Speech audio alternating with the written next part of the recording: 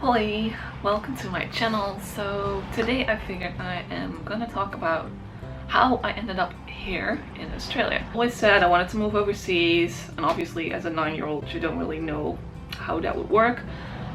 But yeah, I always was saying I was gonna move overseas. So then I was in high school when I was around 14, 15. I always wanted to be a midwife since I was like really little, and I didn't even know what it was.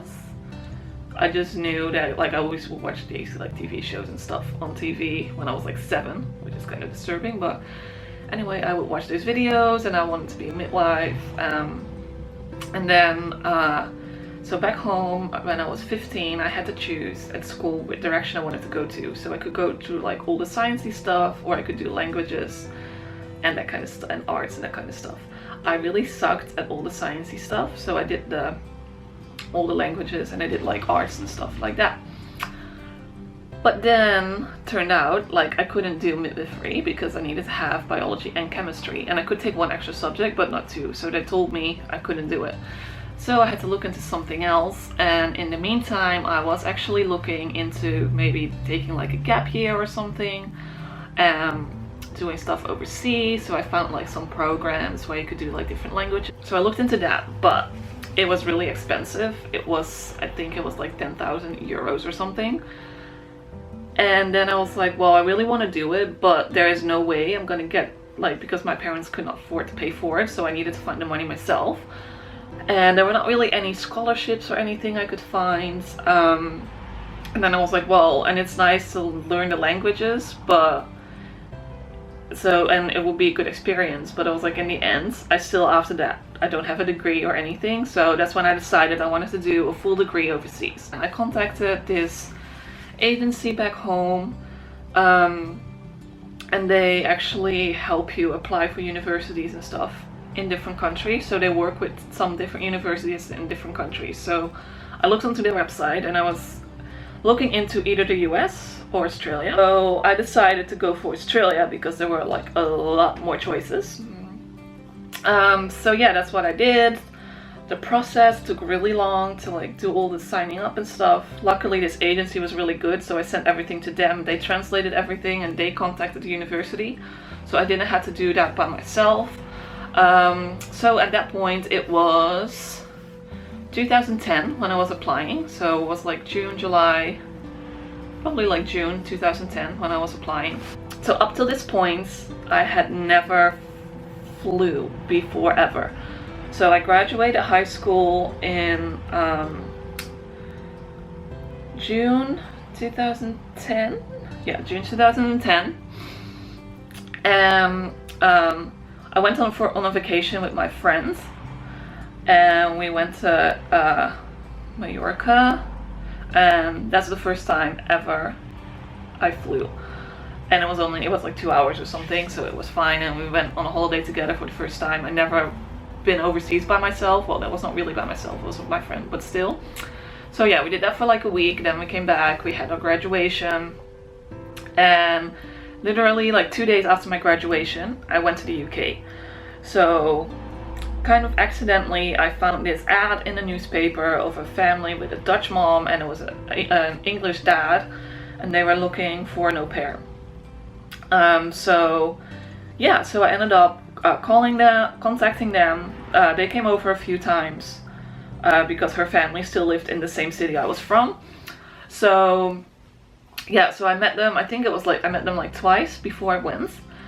And yeah, so I went over there. I didn't even have time to like return my book. I went to the UK.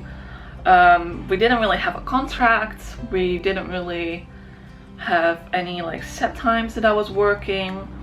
I had never been there. I did not go with an agency. Yeah, so that was an interesting experience. I was 17 at the time. It was only like, it's not that far. Like it was in the UK, it was like an hour to fly there. So I flew over there. I stayed with them in the end. I think it was about 2 months. I stayed for the summer holiday. So uni back in Australia was not going to start till February. So I had like this over 6 month like gap that I had to fill up. So But yeah, so I ended up staying for almost 2 months. I went back home, yeah, after the summer holidays, and then I just kind of worked. Then just before, like probably like October, November, I got a message from the university in Perth that they changed their social work degree, and I would have to do like this preparation program thing that I would not be able to get covered by the Dutch government. So we get like, I'll explain this in the next video as well, but we get like it's like a student loan, but it would not cover that particular program for that year, which was really expensive, and I didn't have that money. So I was like, well, I can't do that. So it was either I had to change my degree there, so I had to change it to either like to social sciences instead of social work, or I had to choose a different university. But the whole process of getting this loan can take up to 3 months. So by this time it was November, and I was gonna leave in February. So I had to make a decision really quickly, because if I would not get the money, I would not be able to go, and I had to book my flight. I applied at James Cook University in Townsville, mainly because the agency recommended James Cook, and I could have done Cairns or Townsville, but I wanted to stay on campus, and you couldn't do that in Cairns, so I chose Townsville, which in the end I ended up not staying on campus. So, but yeah, so that's how I ended up in Australia, round number 1. Yeah, so I was there from February 2011, and then so I was doing social work, and it was alright, but I was like, I don't know if this is really what I want to do, and it was a lot of money, and I was like, I don't know if I want to like spend my money on doing this if I'm not sure if this is what I want to do. So I finished the first semester and I was still not sure. I started my second semester and I was like, yeah, I'm just gonna finish this semester, so at least I finished like the year, and then I'm probably gonna go back. So that's what I did. So yeah, I had a great time in Townsville though. Yeah, so I stayed there for, well, I guess technically it's like 10-11 months, so almost a year. So I flew back home. I got back home I think December 1st of 2011, but then I was like, I don't know what else I want to do, because I was like, well, maybe I should look into the US as well. What I did was I contacted some agencies to be an au pair, and I signed up with an au pair agency while I was still in Australia, and then I got back in December and I had an interview there in January. So they said it could take up to 3 months to find a family. So I contacted them, I went over there for an interview, I got signed up. Problem was I did not have a license, so this was the only agency that would accept me without a driving license. I got contacted by a family in San Francisco, and they did not need me to drive. So I ended up matching with them. At that time the mom was still pregnant, so this was like March, April, I think. June maybe? No, March, April. Yeah, so she was still pregnant and she was gonna have the baby. She was having twins, so she was gonna have them in June, but they didn't need me until October. So, but I really liked them, so I matched with them, but that meant I had like a 10-month wait back home. So I had a job at McDonald's, which I didn't really like, but I was like, well, you know, it's gonna be for 3 months, it's gonna be fine. Ended up being for a bit longer, but at least I got quite some hours, I could save some money. And in October I went to San Francisco. So I was there from October 2012 till July 2014. So it's almost, yeah, it's like a year and 9 months. And that's when I was looking into, well, what am I gonna do after I go back? Because I didn't want to stay at home. I didn't want to go back to Holland because I knew I would get depressed there. So what was I gonna do? Oh, I ended up looking on like Australian university websites for midwifery, and then I was like, actually I could actually do that. So what I ended up doing, I ended up taking a biology class while I was in San Francisco. I applied for universities, which was a bit tricky because I'm international student. So I think I got help from that agency again, but I also contacted other universities by myself. So I think in total I contacted like 20. But there were only 2 that would accept international students. So there was Monash University in Melbourne, and then there was University of Queensland here in Brisbane. So I was like, I wanted to go back to Queensland, so yeah, I applied for both.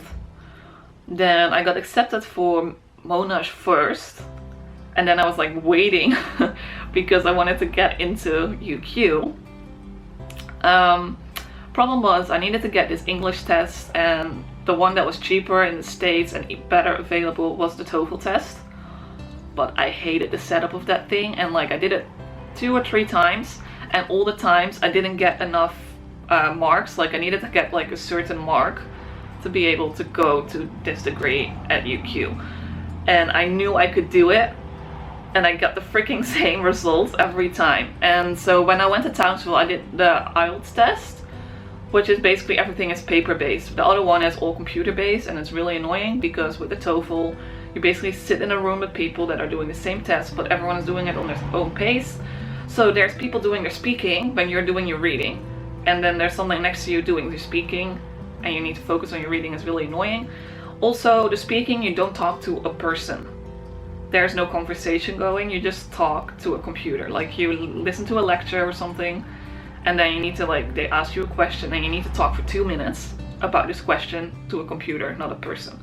So yeah, that didn't work for me. So when I got home, I got home and I did that IELTS test again, and I got on almost everything, I got like the highest mark I could get. So that was good. So I applied, I got that right, I sent it in, and I got accepted. Yeah. Anyway, I got accepted at UQ.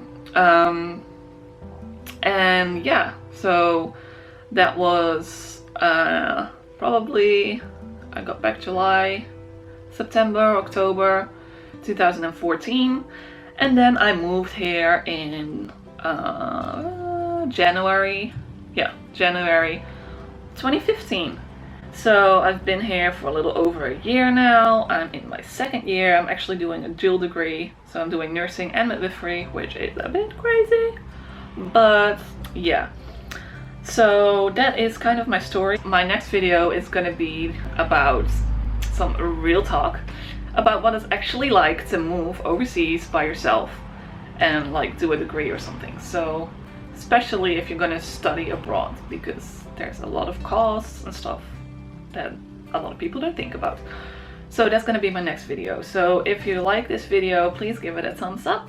Subscribe to my channel if you want to have any more information or see any more of these videos. Thanks for watching, and I hope to see you next time. Bye!